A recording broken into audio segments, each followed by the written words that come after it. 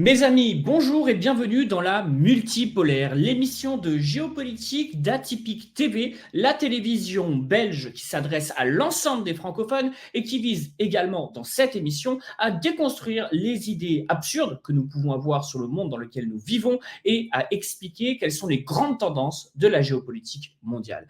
Mes amis, aujourd'hui, je vous parle depuis Washington, depuis la Maison-Blanche des États-Unis d'Amérique, parce que nous allons nous interroger sur qui est Kamala Harris. Alors, vous le savez, mes amis, le 21 juillet, Joe Biden a décidé de renoncer à sa candidature pour être réélu en tant que président des États-Unis d'Amérique. Et il a tout de suite expliqué qu'il allait soutenir Kamala Harris qui est donc sa vice-présidente.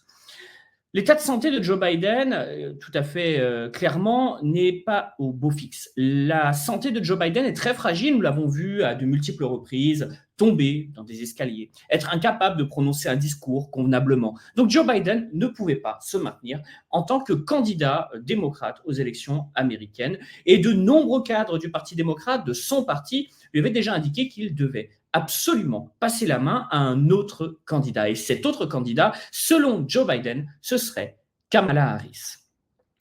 Son état de santé, d'ailleurs, a été relevé suite à son débat face à Donald Trump.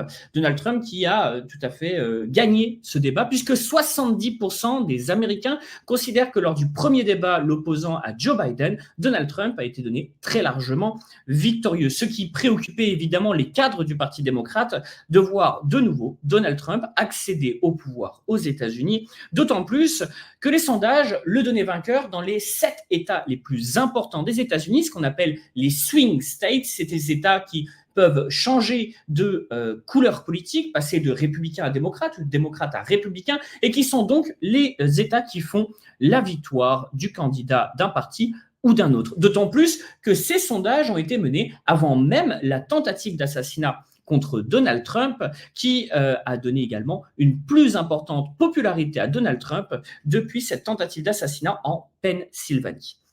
Mes amis, face à cela, il y a eu un changement de stratégie de la part des démocrates. Les démocrates ont décidé de choisir un nouveau candidat. Alors, quels étaient les candidats possibles ? On a parlé un temps de la femme de Barack Obama, Michelle Obama, et désormais on parle plus sérieusement de Kamala Harris, car elle est la seule à avoir déclaré sa candidature pour devenir la prochaine présidente des États-Unis d'Amérique, la première femme dans l'histoire des États-Unis qui pourrait accéder à ce poste. Mais qui est Kamala Harris? Qui est cette femme qui finalement est un personnage de second plan pour l'instant dans l'histoire des États-Unis, puisqu'elle a été tout à fait cachée ou voire même protégée durant le mandat de Joe Biden. Eh bien, nous allons voir cela ensemble. Kamala Harris est donc membre du Parti démocrate. Alors, qui est Kamala Harris? Tout d'abord, c'est la fille d'un économiste jamaïcain qui a immigré aux États-Unis, qui était également professeur à la formidable université de Stanford, une des universités les plus importantes des États-Unis, et de l'autre côté, d'une femme d'origine indienne qui est médecin oncologue. Donc, on ne peut pas dire que Kamala Harris vienne d'un milieu très populaire. Kamala Harris, à l'inverse, vient plutôt d'un milieu privilégié. Elle a fait ses études en partie à l'étranger, notamment au Canada. Elle a même fait ses études dans une école francophone, avant de revenir aux États-Unis, d'y entreprendre des études de droit et d'intégrer le barreau de Californie en 1990. En 1994, Kamala Harris fait la rencontre d'un certain Willie Brown. Willie Brown, c'est un homme très important. Il est président de l'Assemblée de Californie. Elle est encore adjointe au procureur de Californie. Et ce Willie Brown va la nommer à différents postes administratifs qui vont lui permettre de se propulser politiquement. Il faut savoir que Willie Brown a été très critiqué pour cette action, d'autant plus qu'il entretenait une relation amoureuse avec Kamala Harris. Il a lui-même reconnu en 2019 d'ailleurs qu'il avait aidé Kamala Harris dans sa carrière et donc qu'il avait été un peu à l'origine de son ascension politique.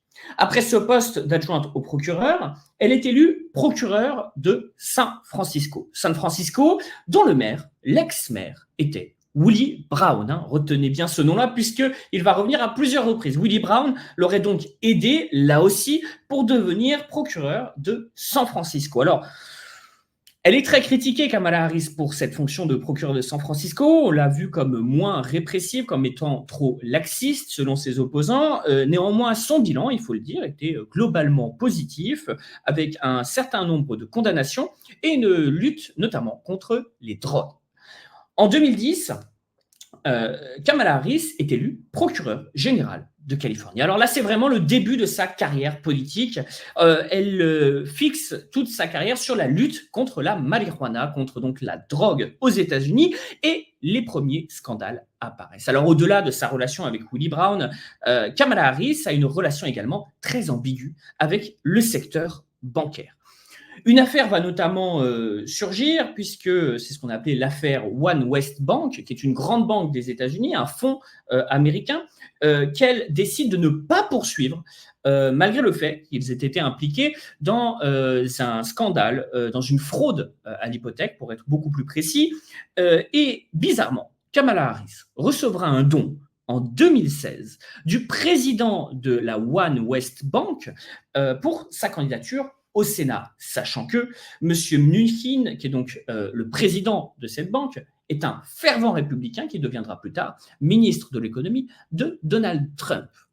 Et donc, on a eu des soupçons de corruption en se disant, mais comment aurait-elle pu bénéficier d'un soutien de ce monsieur sans avoir auparavant fourni un certain service? Eh bien, ce service, ce serait notamment de ne pas poursuivre cette banque dans les années 2000.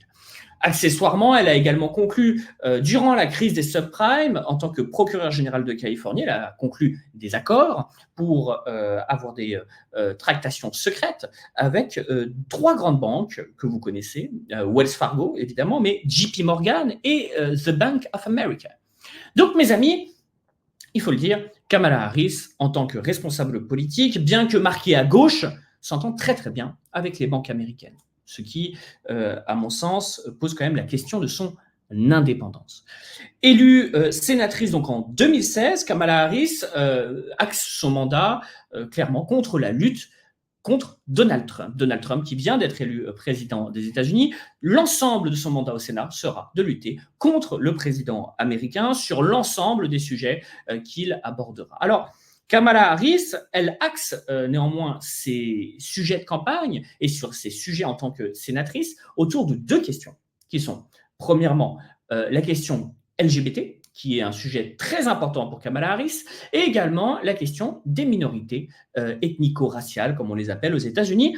Ce qui démontre bien ici que Kamala Harris est en fait une parfaite représentante de la Californie. La West Coast de laquelle elle est élue est connue pour ses sujets de progressisme social et assez peu sur des sujets de lutte contre la pauvreté et pourtant, ou de lutte contre le chômage. Et pourtant, la Californie n'est pas épargnée par ces sujets. Il suffit de voir la question des loyers, notamment dans la région de Californie, ce qui est un sujet très important aux États-Unis depuis de nombreuses années. Alors, sa question à elle n'est pas de traiter la question de la pauvreté ni la question du chômage. Son sujet, ce sont les minorités, que ce soit les minorités LGBTQIA+, ou les minorités ethnico-raciales. Alors, suite à ce mandat de sénatrice, Kamala Harris se déclare candidate en 2020 pour devenir présidente des États-Unis. Elle est donc candidate à la nomination du Parti démocrate, son parti politique, pour pouvoir représenter les démocrates aux élections présidentielles de 2020. Alors malheureusement, même si les sondages sont très à sa faveur au début de la campagne, elle est même au coude à coude avec Joe Biden, eh bien, force est de constater que les délégués du Parti démocrate ne la soutiennent pas, et donc elle est forcée de se retirer et de soutenir Joe Biden. Évidemment, sa nomination répond à un agenda politique qui est très clair de la part de Biden. Nous sommes en pleine sortie de l'affaire George Floyd, et même si pour nous, en France ou dans le monde européen, ça peut paraître assez bizarre, mais aux États-Unis, personne ne fait mystère du fait qu'elle a été choisie parce qu'elle est justement fille d'un Jamaïcain, et donc elle est afro-américaine, et en plus de ça, fille également d'une Indienne, ce qui lui donne la double carte, si j'ose dire, entre l'afro-américanisme et l'indo-américanisme, comme on l'appelle aux États-Unis. Alors, en 2021, elle devient donc vice-présidente des États-Unis d'Amérique, et sa principale mission, la mission principale qui lui est confiée, est de régler la question de la gestion de la crise migratoire aux États-Unis, venant notamment d'Amérique latine et surtout d'Amérique centrale. Alors, malheureusement, et l'ensemble des observateurs sont unanimes à ce sujet, il s'agit d'un triple échec. Alors, premièrement, c'est un échec sur le nombre de personnes qui sont rentrées de manière illégale sur le territoire des États-Unis, mais c'est également un échec sur la question humanitaire. Il y a une crise humanitaire terrible que Madame Harris n'aura pas réussi à résoudre, et même sur la question internationale, Kamala Harris arrive à presque une crise diplomatique avec certains pays d'Amérique latine et notamment d'Amérique centrale. Je pense notamment au Mexique, dirigé par Andrés Manuel López Obrador, AMLO, comme on l'appelle là-bas, qui voit d'un très mauvais œil la gestion politique de Kamala Harris, alors même que lui-même est de gauche. Il finit par adopter certains préceptes et certaines idées qui étaient celles de Donald Trump. Alors, récemment, pour revenir sur la situation très récente, Kamala Harris s'est illustrée par son soutien indéfectible à l'entité sioniste, à l'État israélien, comme certains l'appellent, disant qu'elle était favorable à un soutien sans condition de la part des États-Unis suite aux attaques du 7 octobre. Et par la suite, elle n'a pas hésité non plus à demander un cessez-le-feu immédiat. Vous voyez, c'est la politique du « en même temps » que nous connaissons de part et d'autre, force est de le constater, de l'Atlantique.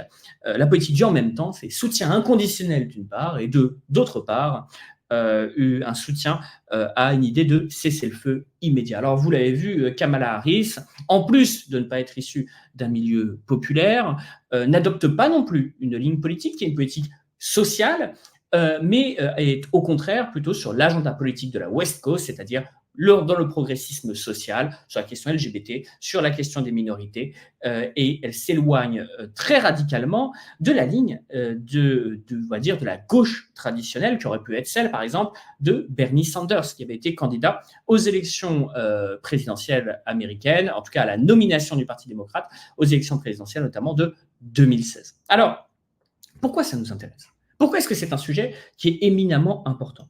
Eh bien parce que dans les swing states, ces thématiques LGBT, ces thématiques de minorités ethnico-raciales, a priori, ne vont pas prendre.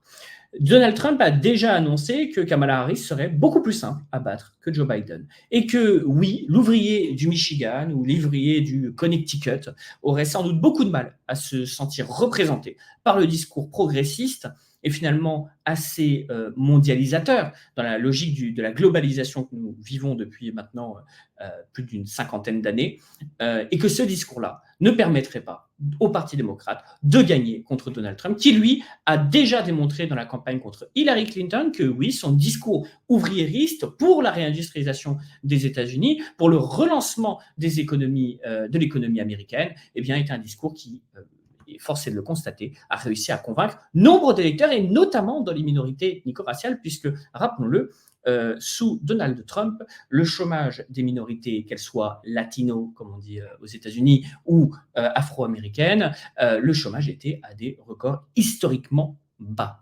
Donc, mes amis, n'oubliez pas une chose, regardez toujours le pédigré d'un candidat, regardez un petit peu ce qu'il a fait dans sa carrière, dans sa vie, pour comprendre ce que, a priori, il va défendre dans le futur.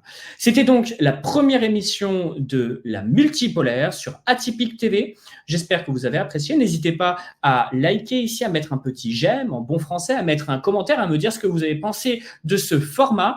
Et je vous souhaite une excellente fin de semaine et nous nous retrouvons très rapidement pour un deuxième épisode.